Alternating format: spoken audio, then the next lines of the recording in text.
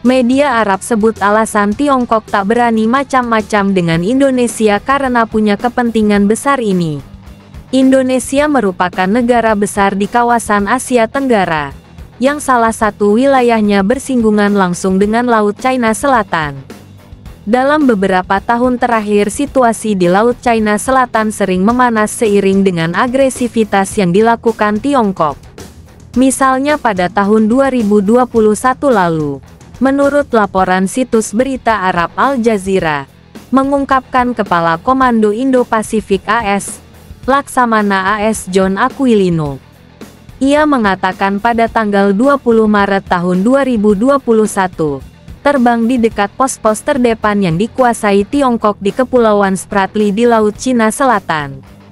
Aquilino berbicara di depan para wartawan dalam perjalanan melintasi Laut Cina untuk menjelaskan militerisasi Beijing di pulau-pulau tersebut.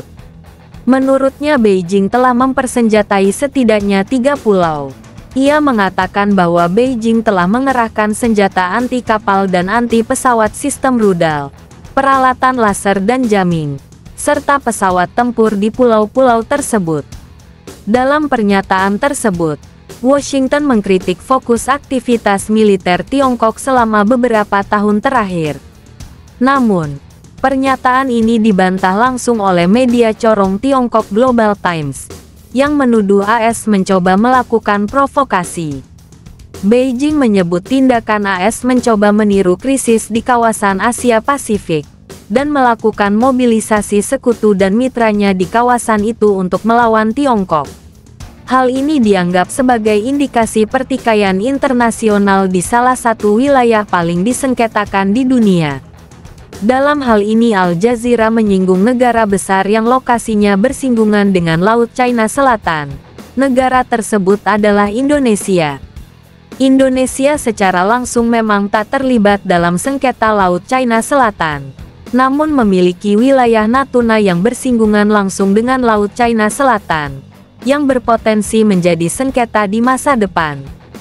Natuna merupakan wilayah yang diperkirakan memiliki cadangan gas alam sebesar 1,9 triliun kaki kubik. Wilayah ini adalah zona ekonomi eksklusif Indonesia berdasarkan Konvensi PBB tentang hukum laut. Menurut Nikkei Asia Review, pada 2019 konflik militer antara Indonesia dan Tiongkok sebagai akibat dari praktik Tiongkok di kawasan yang oleh Indonesia disebut sebagai Laut Natuna bagian utara. Sementara Beijing menganggapnya sebagai wilayah penangkapan ikan tradisional Tiongkok. Pasukan penjaga pantai Tiongkok mulai melakukan penetrasi ke wilayah tersebut. Jakarta tidak punya pilihan selain mengirimkan kapal perang dan pesawat tempur F-16. Namun, menurut Al Jazeera baik Indonesia dan Tiongkok dengan cepat berupaya mencairkan kebekuan dalam hubungan mereka, terutama karena sejarah terkini membuktikan kuatnya hubungan tersebut. Indonesia adalah salah satu negara pertama yang menjalin hubungan diplomatik dengan Republik Rakyat Tiongkok pada tahun 1950, dan hubungan tersebut mencapai puncaknya dengan berakhirnya Perang Dingin dan bangkitnya perekonomian Tiongkok. Kemudian Indonesia mempercepat penguatan hubungan dengan Beijing pada tahun 1990. Dan perkembangannya terjadi setelah penandatanganan perjanjian kemitraan strategis antara kedua negara pada tahun 2005. Hubungan ini didasari mengenai keinginan kuat Tiongkok untuk menjadikan Indonesia sebagai sekutu pendukung dalam konflik regional dan benteng strategis melawan Australia yang pro-barat. Sedangkan bagi Indonesia, pihaknya berupaya memanfaatkan kemitraan ekonomi dengan Beijing, karena Tiongkok adalah mitra dagang pertamanya, dan ada pekerja Tiongkok di proyek infrastruktur penting di Indonesia.